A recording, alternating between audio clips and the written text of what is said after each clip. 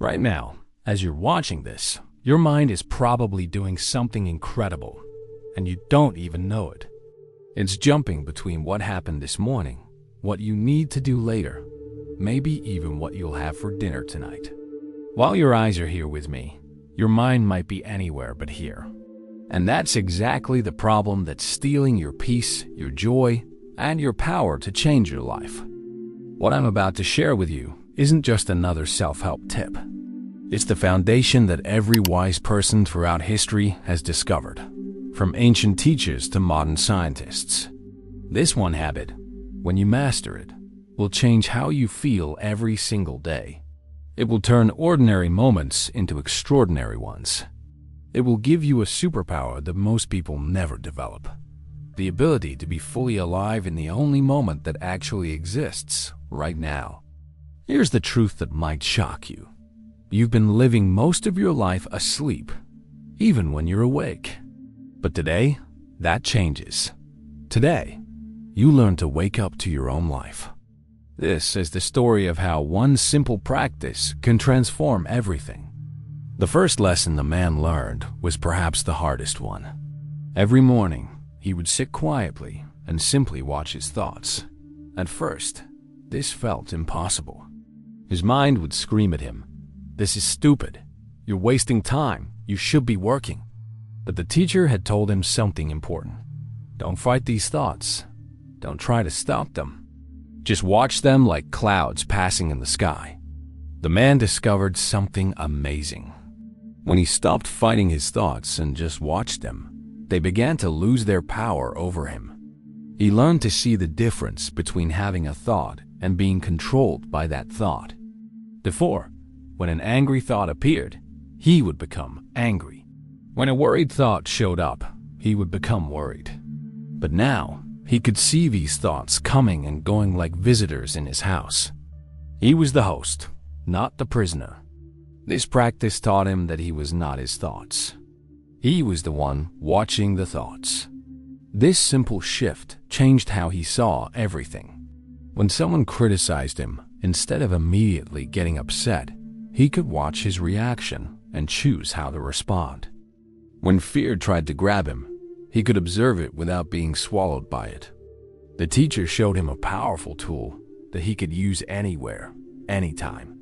Your breath, the teacher said, is always with you. It's happening right now, in this moment. When your mind runs away, bring it back to your breath. The man learned that whenever he felt lost in worry or caught up in stress, he could return to his breathing. Not fancy breathing, not complicated techniques, just noticing the air coming in and going out. This became his anchor, his way back home to the present moment. He'd practiced this everywhere. While waiting in line, instead of getting impatient, he would focus on his breath. During difficult conversations, instead of getting caught up in anger, he would take a quiet breath and find his center again. Even during busy work days, he would take small breathing breaks that helped him stay calm and focused.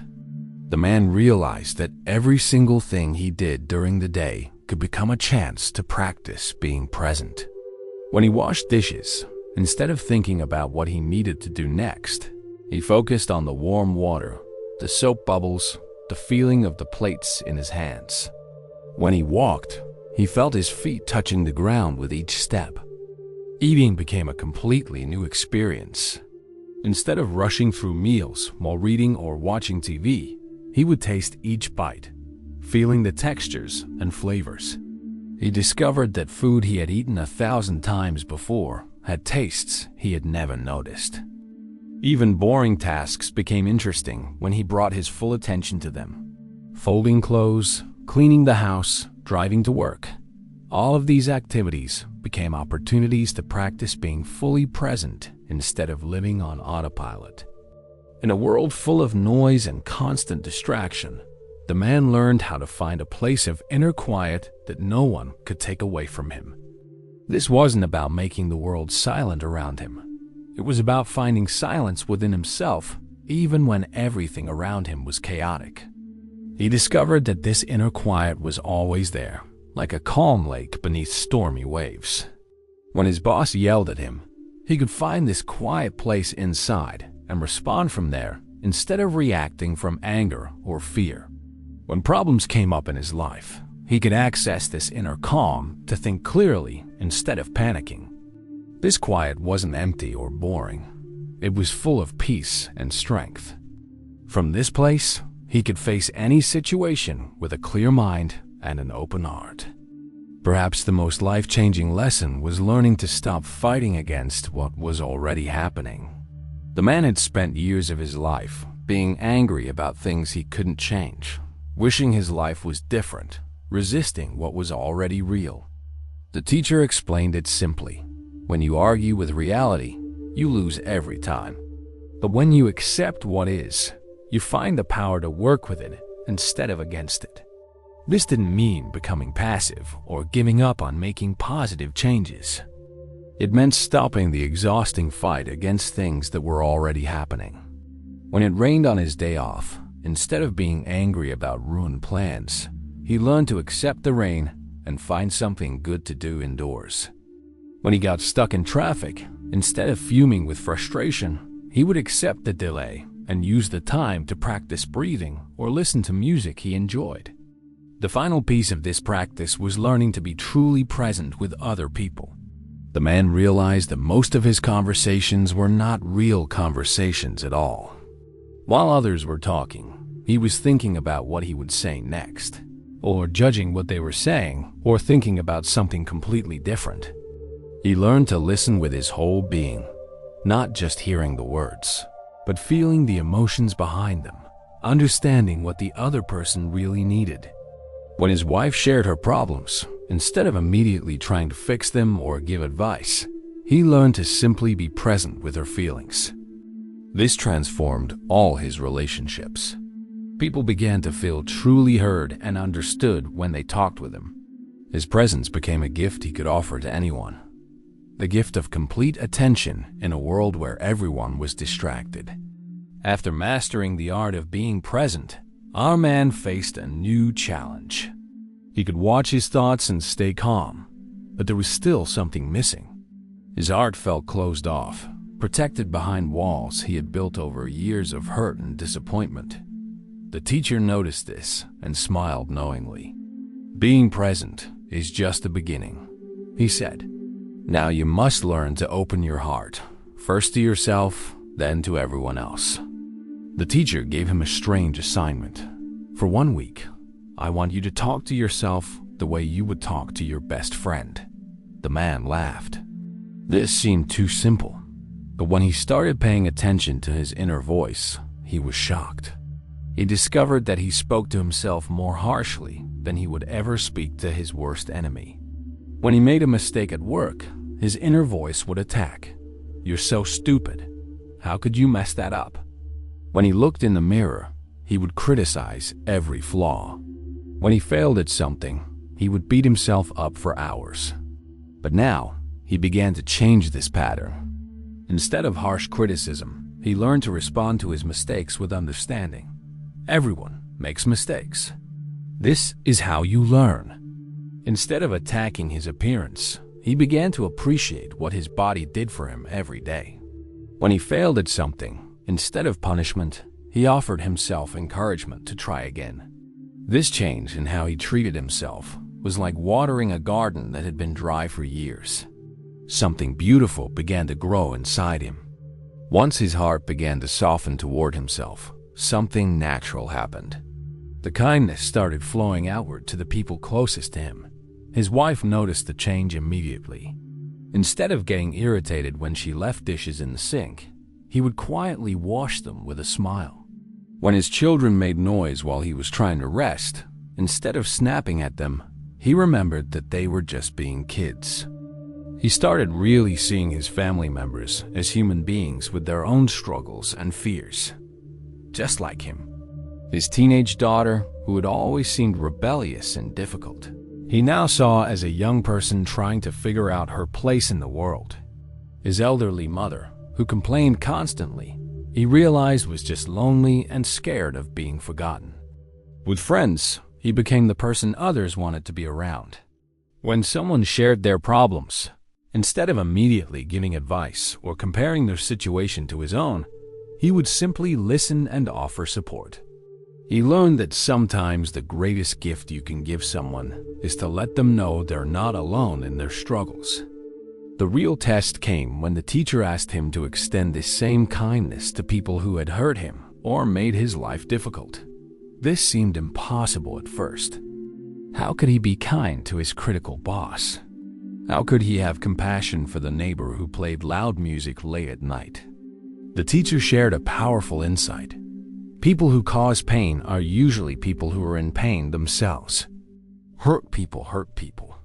When you understand this, you can separate the person from their behavior. This didn't mean accepting bad treatment or becoming a doormat. It meant seeing past the surface to understand why people act the way they do. His boss, who was always angry and demanding, he began to see as someone under enormous pressure, probably afraid of losing his job. The difficult neighbor might be dealing with loneliness or stress that he knew nothing about. This understanding didn't excuse their behavior, but it allowed him to respond with wisdom instead of reacting with anger.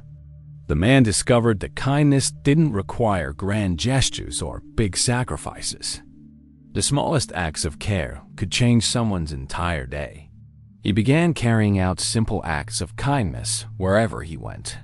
Holding doors open for strangers, letting someone go ahead of him in line when they seemed rushed, sending encouraging messages to friends who were going through hard times.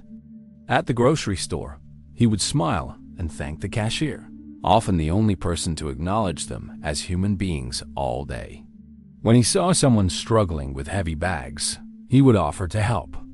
These tiny moments began to add up, creating ripples of kindness that spread far beyond what he could see. He realized that kindness was like a muscle. The more you used it, the stronger it became. What once felt forced and awkward began to feel natural and effortless. His circle of compassion continued to expand beyond just humans. He began to notice and care about animals, plants, and the environment around him. When he saw a stray cat, instead of ignoring it, he would leave out some food.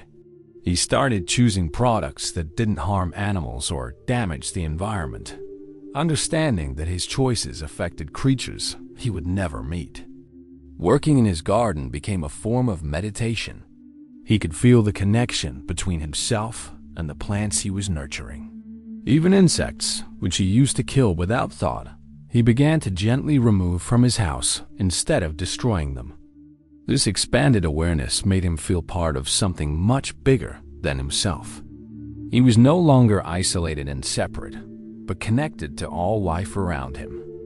The ultimate test of his growing compassion came during a family crisis. His brother, who had struggled with addiction for years, relapsed and stole money from their parents. The old version of himself would have been filled with anger and judgment. He would have written his brother off as hopeless and cut him out of his life. But now, he could see past the behavior to the suffering underneath. His brother wasn't a bad person. He was a sick person who needed help, not punishment. This didn't mean enabling the destructive behavior, but it meant responding with love instead of hatred, with support instead of abandonment. During his own difficult times, when he lost his job, when his health scared him, when relationships faced challenges, he learned to extend the same compassion to himself that he would offer to others. Instead of adding self-hatred to his problems, he became his own source of comfort and strength. With his heart now open and flowing with kindness, the man thought he had learned all there was to know. But the teacher had been watching him carefully and noticed something. Despite all his progress, the man was still carrying heavy invisible bags wherever he went. These bags were filled with expectations, demands, old hurts, and the need to control everything around him. "My friend," the teacher said gently, "you have learned to be present and to love. Now you must learn the hardest lesson of all, how to let go."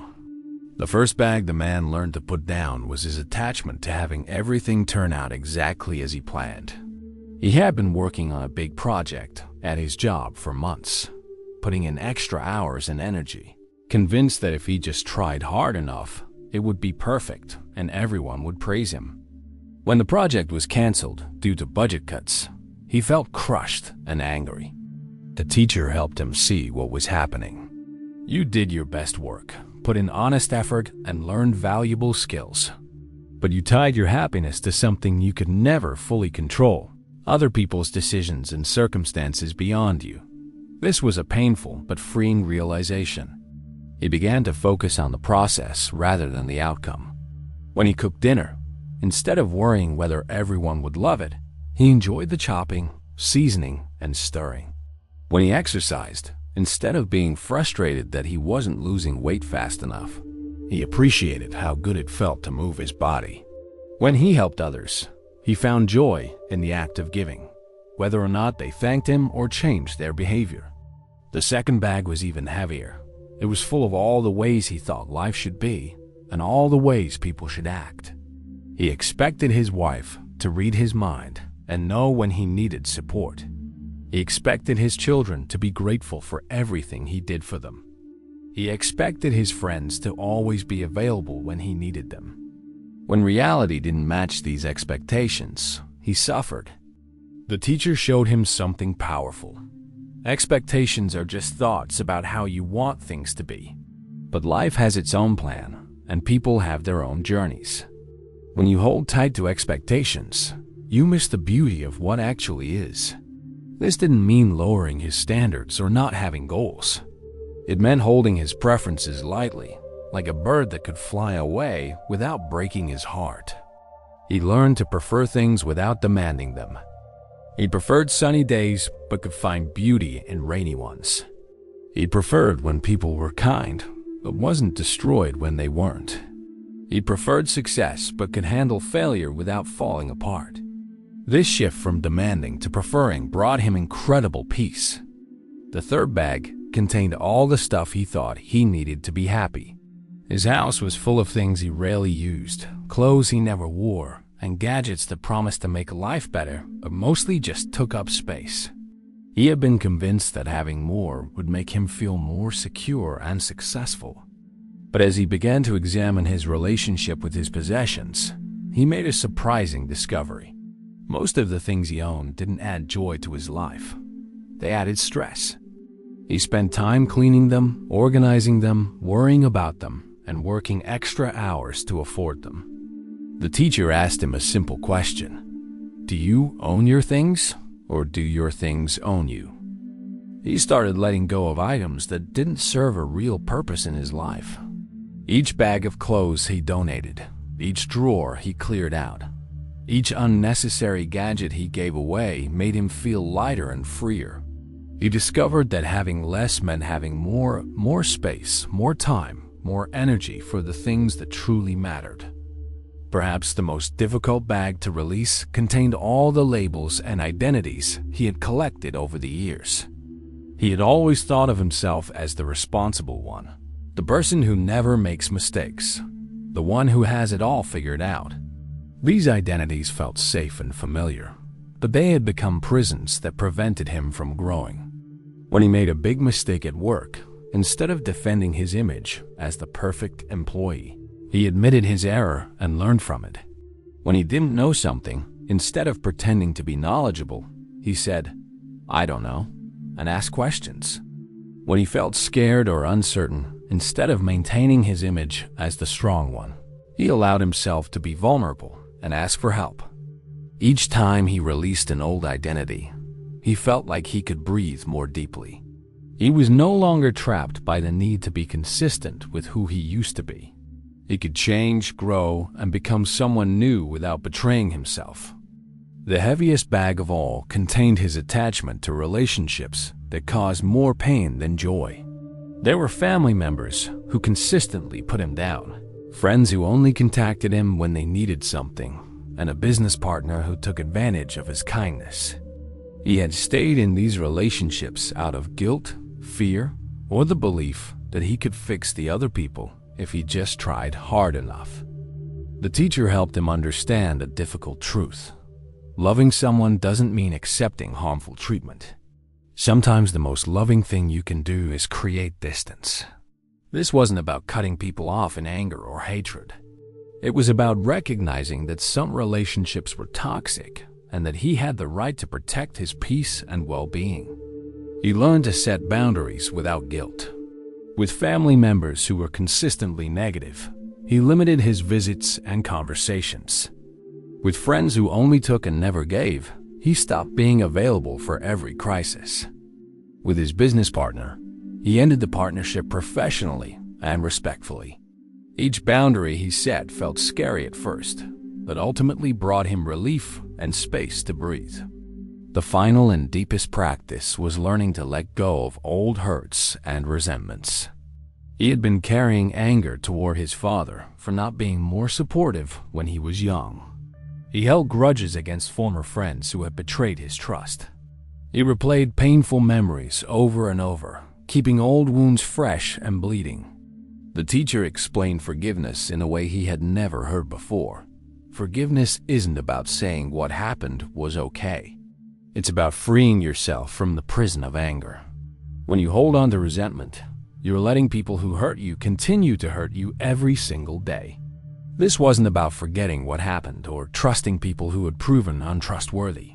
It was about releasing the emotional charge that kept him tied to painful experiences. He began to see forgiveness as a gift he gave to himself, not to others. When he forgave his father, it didn't change his father, but it freed him from the burden of anger he had carried for decades. When he forgave former friends, it didn't make their betrayal acceptable, but it stopped their actions from poisoning his present moment. Each act of forgiveness was like removing heavy chains he didn't even realize he was wearing. Now that the man had learned to be present, open his heart, and let go of what weighed him down, he felt lighter than he had in years. But the teacher wasn't finished with him yet.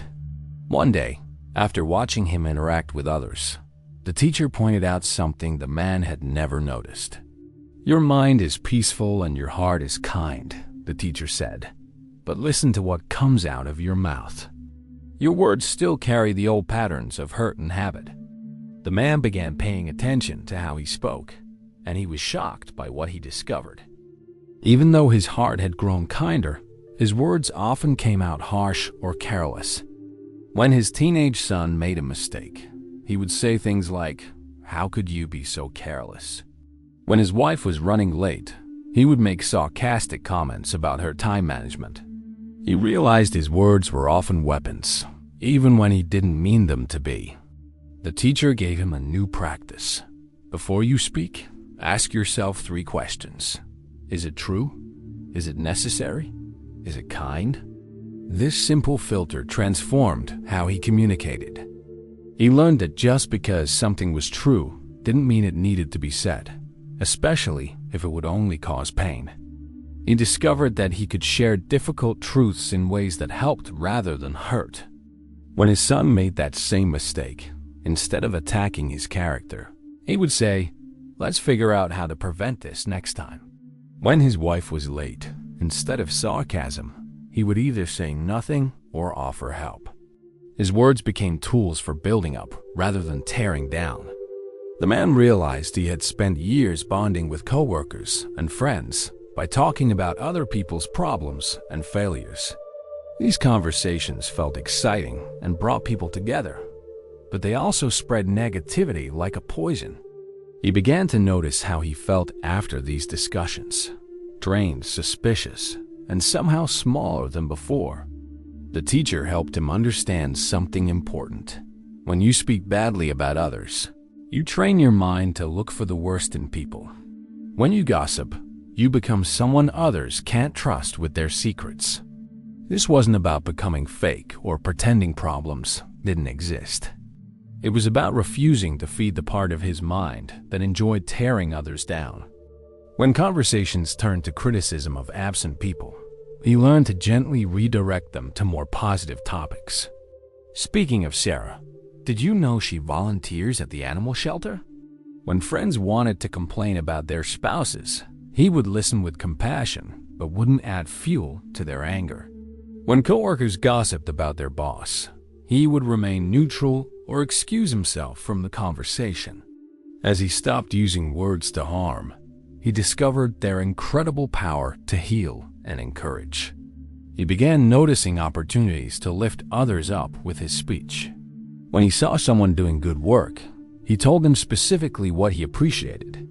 When friends were struggling, instead of just sympathizing with their problems, he reminded them of their strengths and past victories. His compliments became genuine and specific rather than empty flattery. Instead of saying "good job" to his daughter after her school presentation, he would say, "I loved how you explained that complicated topic so clearly that everyone could understand it." Instead of general praise like, "You're so smart," he would acknowledge specific efforts. "I noticed how hard you worked on that project, especially when it got difficult." He discovered that encouraging words were like seeds. They grew into confidence and joy in the people who received them. His children began to stand taller. His wife smiled more often, and his friends started seeking him out when they needed support. The man realized that good communication wasn't just about speaking well. It was also about listening in a way that made others feel truly heard. He had spent most conversations waiting for his turn to talk, planning what he would say next, or judging what the other person was sharing. Now he learned to give his complete attention to whoever was speaking. When his wife shared her day with him, instead of half listening while checking his phone, he would put everything aside and focus entirely on her. When his friends talked about their problems, instead of immediately offering solutions or relating their troubles to his own experiences, he would simply listen and try to understand their feelings. This kind of deep listening became a gift he offered to everyone around him. People began telling him things they had never shared with anyone else because they felt safe and understood in his presence. His relationships grew deeper and more meaningful as others felt the rare experience of being completely heard. When disagreements arose, the man learned to speak in ways that solved problems rather than creating bigger ones. Instead of attacking the other person's character or bringing up past mistakes, he focused on the specific issue at hand. Instead of trying to win arguments, he tried to understand different perspectives and find solutions that worked for everyone. When his business partner disagreed with a decision, instead of saying, "You never listen to good ideas," he would say, "I feel like my concerns aren't being heard. Can we talk through this?" When his teenage daughter broke curfew, instead of yelling about her irresponsibility, he would say, "I was worried about you. Let's discuss what happened and how we can prevent this in the future." He learned to express his own needs and feelings without making others wrong. He discovered that conflicts could actually bring people closer together when handled with respect and care. Even in heated moments, he practiced pausing before responding, giving himself time to choose words that would heal rather than wound. Perhaps the most important lesson was learning when not to speak at all. The man had always felt the need to fill every silence with words, to have an opinion about everything, to give advice even when it wasn't asked for. Now he discovered that sometimes the most powerful thing he could do was simply be quiet. When someone was sharing deep pain, instead of rushing to fix their problems or cheer them up, he learned to sit with them in silence and let them feel their emotions. When conversations grew heated, instead of adding more fuel to the fire, he would pause and let things cool down. When he felt angry or upset, instead of immediately reacting, he would take time to consider his words carefully. He began to understand that his words had power, the power to hurt or heal, to tear down or build up, to create connection or division. With this understanding came responsibility. Every word he spoke became a conscious choice, an opportunity to bring more light into the world. The man had come so far on his journey. He could stay present, love deeply, let go gracefully, and speak with kindness. But something unexpected happened. The more he learned, the more he realized how much he didn't know. One day, feeling somewhat proud of his progress, he shared his insights with the teacher. The teacher smiled gently and said, "You have learned much, my friend. Now comes the greatest lesson of all, learning how to stay a student for the rest of your life. The man discovered that his biggest enemy to growth was thinking he already knew things. He had been married for 15 years and thought he knew everything about his wife. He had been doing his job for a decade and felt like an expert. He had been parenting for years and believed he had figured it out. But the teacher challenged him to see these familiar things as if he was encountering them for the first time. When he looked at his wife with fresh eyes, he noticed things about her he had never seen before. The way she hummed when she was happy, how she always helped neighbors without being asked, her quiet strength during difficult times. When he approached his work with curiosity instead of routine, he found new ways to solve old problems and discovered aspects of his job that excited him again. Even simple activities became interesting when he dropped his assumptions. Eating breakfast became an exploration of flavors and textures. Walking the same route to work revealed details he had never noticed. The way different trees changed with the seasons, the stories told by the faces of people he passed, the small dramas playing out in shop windows. The man had always thought of learning as something that happened in good times, when everything was going well. But the teacher showed him that his greatest lessons often came disguised as problems, failures, and painful experiences. When he lost a big client at work, instead of just feeling defeated, he examined what went wrong and discovered important gaps in his skills. When his teenage daughter went through a rebellious phase, instead of just being frustrated, he learned about patience and the art of loving someone while giving them space to grow. Even small daily annoyances became opportunities to learn. When he got stuck in traffic, instead of just being angry, he practiced patience. When technology didn't work the way he expected, instead of just feeling frustrated, he learned to adapt and find creative solutions. When people disappointed him, instead of just feeling hurt, he gained insights into human nature and his own expectations. The man began to see every challenge as a question life was asking him. What can you learn from this? How can this make you wiser? What strength do you need to develop? This shift transformed his relationship with difficulty from something to avoid into something that could teach him valuable lessons. While the man was discovering that life itself was his greatest teacher, he also began studying the wisdom that others had discovered before him. He read books by people who had walked similar paths, learning from their insights and mistakes. But he didn't just read these teachings like information to memorize. He tested them in his own life to see if they were true. When he read about patience, he practiced it during his commute. When he learned about gratitude, he spent time each day appreciating what he had. When he studied concepts about fear, he examined his own fears and worked with them. The ancient wisdom wasn't just interesting ideas. It became a practical guide for living better. He discovered that the same truths had been found by wise people across different cultures and time periods. Whether they called it different names or used different words, they were all pointing to similar insights about how to live with peace, joy, and wisdom. This made him feel connected to something much larger than himself, a long line of human beings who had asked the same questions and found similar answers. The man found that his busiest, most productive days often taught him the least about himself and life. It was in moments of stillness and quiet reflection that his deepest insights came.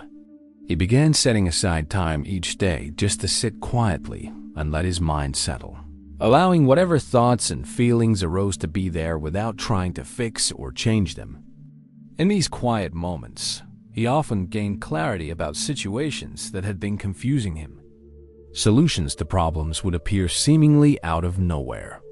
He would suddenly understand why certain relationships were difficult or why particular patterns kept repeating in his life. This wasn't about thinking harder or analyzing more. It was about creating space for wisdom to emerge naturally. He also began reflecting on his experiences at the end of each day, not to judge himself harshly, but to understand what he had learned, what had gone well, What had been challenging? What patterns was he noticing? This gentle self-examination helped him grow from his experiences instead of just living through them without gaining insight. As the man learned more about life and himself, he faced a surprising challenge: the temptation to think he had become wise and enlightened. When friends came to him for advice, he enjoyed being seen as someone who had answers. When he noticed other people making mistakes he had learned to avoid, he felt superior to them. But the teacher helped him see that this pride was actually making him less wise, not more. True wisdom, the teacher explained, begins with recognizing how much you don't know. The more the man learned, the more he realized how vast and mysterious life really was. Every answer he found led to new questions. Every problem he solved revealed deeper complexities. Instead of making him feel confident that he had figured everything out, genuine learning made him more humble and curious. He began saying, "I don't know," more often, and discovered that this honesty opened doors to learning that false confidence had closed. When he admitted ignorance, people were more willing to share their own insights. When he acknowledged his limitations, he became more open to guidance and new perspectives. All of this learning was only valuable if it helped him make better decisions in his real life. The man developed the habit of pausing before important choices to consider not just what he wanted in the moment, but what would be best in the long run. He learned to ask himself questions like, will this decision help me grow or keep me stuck? Will this choice bring me closer to the person I want to become or take me further away? He began considering how his choices affected not just himself, but the people around him and even future generations. When deciding how to spend his money, he thought about the impact on workers and the environment. When choosing how to spend his time, he considered what example he was setting for his children. When selecting what to eat, he thought about his long-term health and energy. This wasn't about becoming paralyzed by overthinking every decision, but about bringing consciousness and care to the choices that shaped his life. He learned to balance spontaneity with wisdom, following his heart while also engaging his mind. And so the man's journey continues, just as yours does right now. You see, this isn't just a story about someone else. It's a mirror showing you what's possible in your own life. Every single habit we've explored today is available to you, starting this very moment. You don't need to be perfect. You don't need to change everything at once. Just pick one small practice. Maybe paying attention to your breath when you feel stressed. Maybe speaking one kind word to yourself when you make a mistake.